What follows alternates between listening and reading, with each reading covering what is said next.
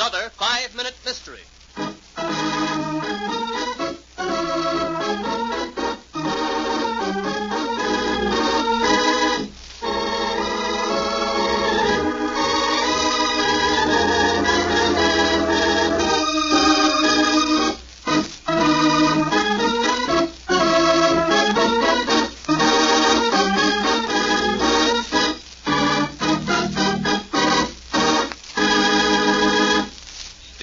Peace and quiet of a small college town was disturbed one day last summer when Inspector Brass received a phone call from Dr. Jonathan Brown, professor of chemistry at the university. Inspector, you've got to come right away. Something terrible. My wife has been poisoned. I'll be right up. Don't disturb anything. I'll do as you say, Inspector. You'll be right up. Very soon. Goodbye. Goodbye. Doc, I want a rush autopsy. Grab your stuff and hurry up to Dr. Brown's place at 1412 Church Avenue. Says his wife is dead. Poisoned. How did you know, Dr. Brown, that your wife died from poison? Being a chemist, I am well acquainted with poisons and their effects. As soon as I saw my wife, I knew that her physical appearance could only have been the result of poison. Do you keep any drugs or poisons around the house? Yes, I do. I sometimes work in my laboratory in the cellar. Mm-hmm. Members of the household could get to the stuff rather easily then. Yes, I'm afraid so. I haven't been too careful with just the nurse, the cook, and myself around. I understand that your wife has been ill for quite some time. Yes, 10 years. She was an invalid for the past 2 years.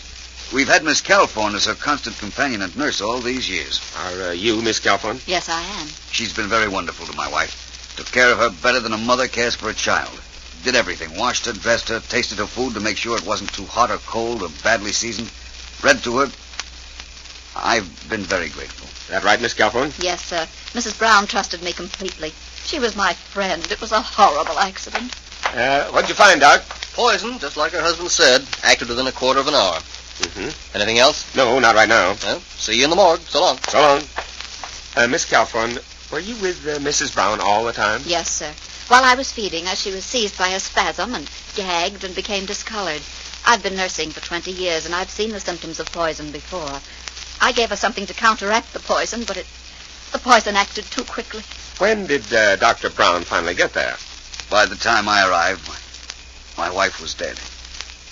I don't blame Miss Calthorne. She did the best she could. I think it was a terrible accident. Well, Dr. Brown, I disagree. It wasn't an accident. Miss Calthorne, would you be so kind as to accompany me to headquarters? You're under arrest for murder.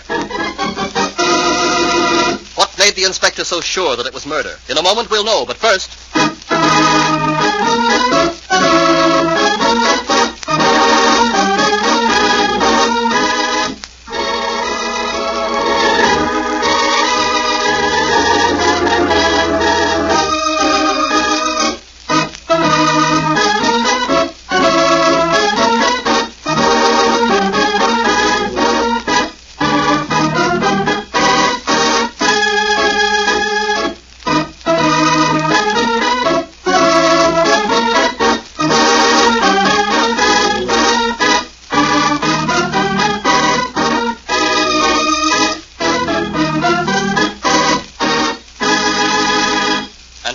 to our story.